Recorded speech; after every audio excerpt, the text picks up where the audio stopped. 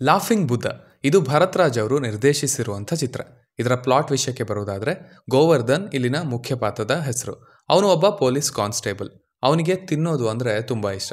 And ಆ ತಿಂಡಿ ಊಟಗಳಿಂದನೇ ಎಷ್ಟೋ ಕೇಸ್ಗಳನ್ನು ಅವನು ಸಾಲ್ವ್ ಮಾಡಿಸ್ತಾ ಇರ್ತಾನೆ ಕೂಡ. ಆದರೆ ಈ ಗ್ಯಾಪಲ್ಲಿ ಬಂದಂಥ ಒಂದು ಕೇಸ್ನ ಅಷ್ಟು ಈಸಿಯಾಗಿ ಸಾಲ್ವ್ ಮಾಡೋದಕ್ಕೆ ಆಗೋದಿಲ್ಲ.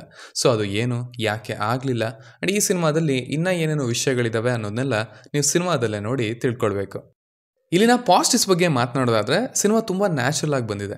ಅಂದರೆ ಇಲ್ಲಿನ ಪಾತ್ರಗಳು, ಆ ಪೊಲೀಸ್ ಸ್ಟೇಷನ್, ಅಲ್ಲಿರೋ ವಿಷಯಗಳು ಇವೆಲ್ಲ ತುಂಬ ಬೇಗ ಹತ್ತಿರ ಆಗ್ತವೆ. ಶುರು ಆಗ್ತಾ ಇದ್ದ ಹಾಗೇ ನೀವು ಆ ಸಂದರ್ಭಗಳಲ್ಲಿ ಇರ್ತೀರ. ಅದರಿಂದನೇ ಅಲ್ಲಿ ನಡೆಯುವಂಥ ಸಣ್ಣ ಸಣ್ಣ ವಿಷಯಗಳು ಕೂಡ ಒಂದು ಸಣ್ಣದಾದ ನಗುನ ತರಿಸೋದಕ್ಕೆ ಶುರು ಮಾಡ್ತವೆ. ಆ್ಯಕ್ಚುಲಿ ಮೇಲೆ ಇದರ ಪ್ಲಾಟನ್ನು ಹೇಳಿದಷ್ಟು ಸೀರಿಯಸ್ ಆಗಿ ಸಿನಿಮಾ ಇಲ್ಲ. ಇಲ್ಲಿ ಕೇಸ್ಗಳನ್ನು ಸಾಲ್ವ್ ಮಾಡೋದು ಅನ್ನೋದಕ್ಕಿಂತ ಪೊಲೀಸ್ ಸ್ಟೇಷನ್ಗಳ ಇನ್ನೊಂದು ಭಾಗವನ್ನು ಕವರ್ ಮಾಡಿದ್ದಾರೆ. ಅದು ಕೂಡ ಆದಷ್ಟು ಲೈಟಾಗಿ. ಒಂದು ಪೊಲೀಸ್ ಸ್ಟೇಷನಲ್ಲಿ ಯಾವೆಲ್ಲ ರೀತಿಯ ಪೊಲೀಸ್ ಇರ್ತಾರೆ, ಸ್ಪೆಷಲಿ ಇಲ್ಲಿರೋರು ಪ್ರತಿಯೊಬ್ಬರೂ ಒಂದೊಂದು ರೀತಿ. ಅವರೆಲ್ಲ ತುಂಬ ಬೇಗ ಹತ್ತಿರ ಆಗ್ತಾರೆ. ಮೊದಲ 20-25 ನಿಮಿಷ ಹಾಗೆ ಆ ಫಂಕ್ಷನ್ ನಡೆಯುವಂಥ ಪೋರ್ಷನ್ಸ್ ಏನಿದೆ ಅವೆಲ್ಲ ತುಂಬ ನ್ಯಾಚುರಲ್ ಆಗಿ ಬಂದಿದ್ದಾವೆ. ಇವರೆಲ್ಲ ಇದೇ ಪೊಲೀಸ್ ಸ್ಟೇಷನಲ್ಲಿ ವರ್ಕ್ ಮಾಡೋರು ಅನ್ನೋ ಥರದ ಭಾವನೆ ಅಲ್ಲಿ ಬರುತ್ತೆ. ಎಸ್ಪೆಷಲಿ ಗಣಪತಿಯವರು ಪಕ್ಕಾ ಪೊಲೀಸ್ ಏನೋ ಅನ್ನೋ ರೀತಿ ಅವರಿದ್ದರು.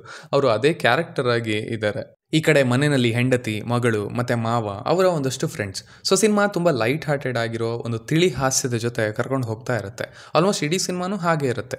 ರಿಟೈರ್ ಆಗ್ತಿರೋರೊಬ್ಬರು, ಅಳೋರೊಬ್ಬರು, ಮಧ್ಯಾಹ್ನದ ಊಟ ತರೋದು ಇನ್ನೊಬ್ಬರು, ಉರ್ಕೊಳ್ಳೋರು ಮತ್ತೊಬ್ಬರು. ಆಲ್ಸೋ ನಾನೇನು ಮಾಡಲಿಲ್ಲ ಸರ್, ಜಸ್ಟ್ ಹಿಂಗೆ ಮಾಡಿದೆ ಅನ್ನೋ ಸೀಕ್ವೆನ್ಸ್ ಹೊಂದಿದೆ. ಆ ಕ್ಯಾರೆಕ್ಟರ್ ಆ್ಯಂಡ್ ಆ ಸಂದರ್ಭನೂ ಚೆನ್ನಾಗಿತ್ತು. ಇನ್ನು ಇದರ ಜೊತೆಗೆ ಸಣ್ಣದಾಗಿ ಒಂದು ಸಸ್ಪೆನ್ಸ್ ಆ್ಯಂಗಲ್ನು ತಂದಿದ್ದಾರೆ. ಅದು ಕೂಡ ಸೀರಿಯಸ್ ಅಲ್ಲ, ಬಟ್ ಅಗೇನ್ ಅಲ್ಲಲ್ಲಿ ಅದು ತನ್ನ ವ್ಯಾಲ್ಯೂನ ಆ್ಯಡ್ ಮಾಡಿದೆ. ಓಕೆ, ಸಿನಿಮಾದಲ್ಲಿ ಇಷ್ಟೇ ಅಲ್ಲ, ಇನ್ನೂ ಏನೋ ಇದೆ ಅನ್ನೋ ಥರದ ಭಾವನೆನ ಅದು ತರಿಸುತ್ತೆ. ಅದು ಕೂಡ ಅಷ್ಟೇ ಲೈಟಾಗಿ ಚೆನ್ನಾಗಿ ಎಂಡ್ ಆಗುತ್ತೆ. ಇನ್ನು ಇದರ ಮ್ಯೂಸಿಕ್, ಹಾಡುಗಳು ಹಾಗೆ ಬ್ಯಾಕ್ಗ್ರೌಂಡ್ ಸ್ಕೋರ್ ತುಂಬ ಚೆನ್ನಾಗಿತ್ತು. ಸಿನಿಮಾಗೆ ತುಂಬ ಹೊಂದಿತ್ತು.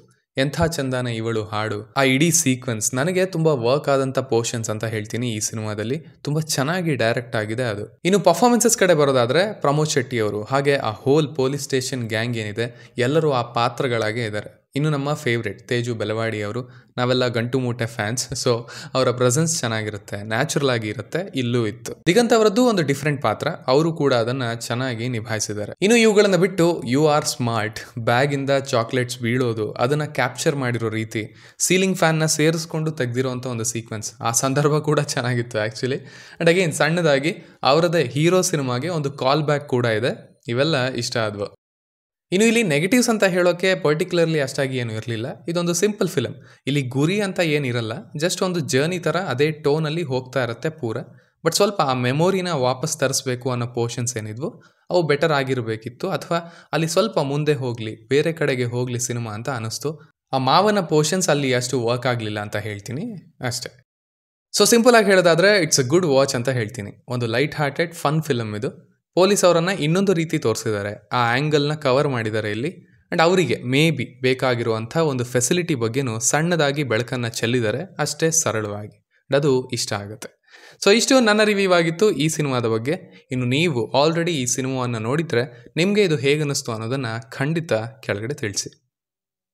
ಆ್ಯಸ್ ಯೂಶುವಲ್ ಮತ್ತೆ ಸಿಗೋಣ.